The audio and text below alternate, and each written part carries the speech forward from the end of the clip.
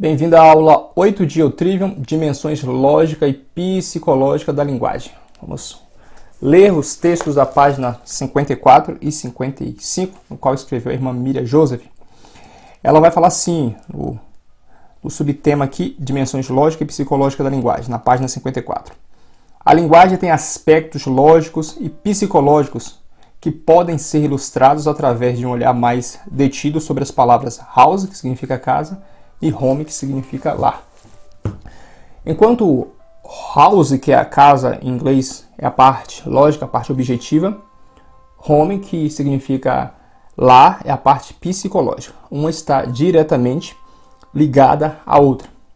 A irmã Miriam, como eu falei na aula 5, ela entende que a linguagem ela tem uma função tripla, que seria pensamento, volição, ou ato, e emoção. A linguagem ela compreende esses três aspectos. Então é necessário que haja uma unidade linguística quando vamos fazer uso dessas dimensões.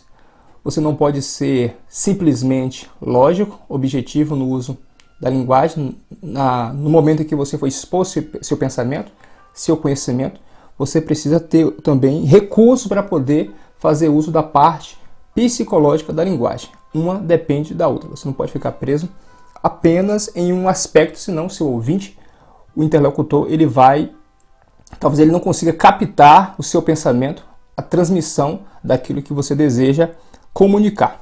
Então, a conotação ela tem um sentido mais figurado, onde a gente faz essa ligação com a dimensão psicológica, e a denotação tem esse sentido lógico, onde fazemos essa conexão com a dimensão mais lógica da linguagem. Na página 55, ela escreve assim: as palavras abstratas são normalmente mais claras e mais precisas que as palavras concretas. Veja, quando a gente comunica, as palavras abstratas elas têm um peso maior, tem uma interpretação mais clara. Ela conclui: pois o conhecimento abstrato é mais claro que o conhecimento sensível.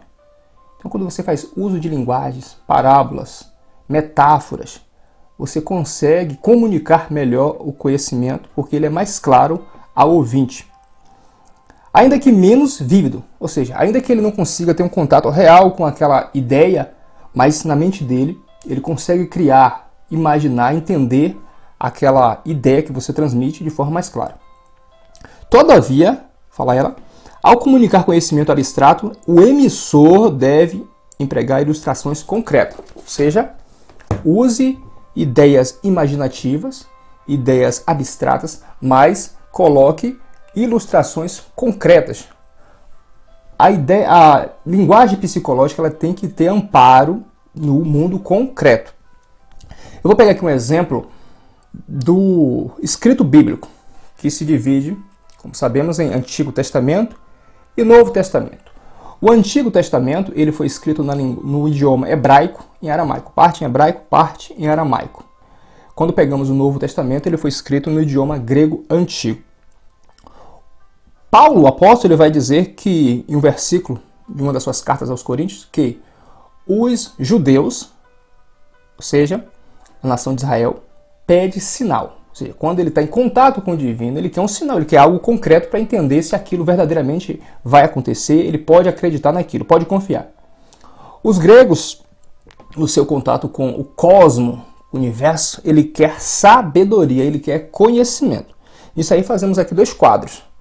Esse quadro do Antigo Testamento, que é escrito no hebraico, no aramaico, no sentido lógico, na dimensão lógica, onde o sinal, o concreto, é algo presente na cultura do judeu, e essa dimensão psicológica do contexto grego, onde ele usa ali, vamos usar como exemplo o platonismo, essa ideia do mundo das ideias, esse mundo transcendental.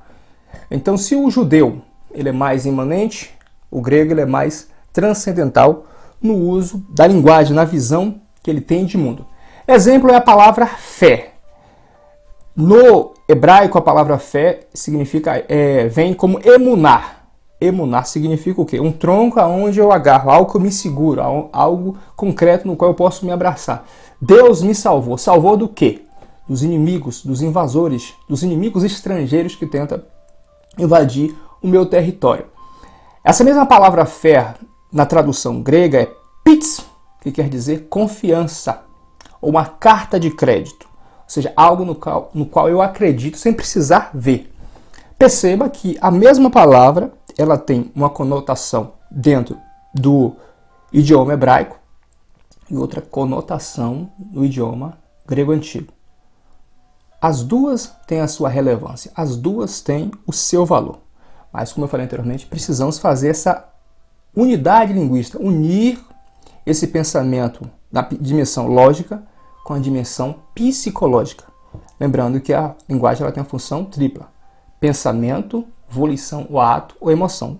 Uma palavra ela tem o seu caráter histórico, emocional e a questão literária. Então, todos os termos, qualquer termo que existe, ele tem que ter essa função de pensar, de agir e de emoção. Uma palavra ela não nasce ao acaso. Claro que as pessoas podem criar termos, desenvolver termos sem nenhuma direção, algo objetivo no mundo real no qual ele possa se correlacionar. Mas isso vai ser só algo ideal, algo imaginativo, sem nenhum tipo de amparo na realidade. No Gênesis fala que Deus ele cria Adão e Adão tem a função ou a missão de dar nomes aos animais que estavam ali no jardim. Adão ele tinha a dimensão lógica, o mundo real, que era cada animal que estava à sua frente. Mas para ele nomear aqueles animais, ele teve que usar a dimensão lógica, a dimensão psicológica, fazer uso do seu pensamento para nomear cada animal.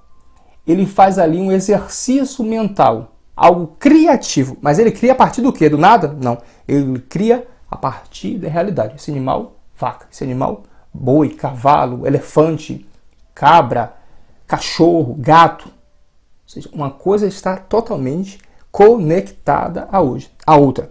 Então, a dimensão lógica e a dimensão psicológica, elas precisam se correlacionar. É necessário se fazer uma junção, um exercício mental de linguagem para dar o seu devido lugar de destaque nos termos que vamos usar, na nossa comunicação, na expressão do pensamento do mundo no qual estamos inseridos. Até a próxima.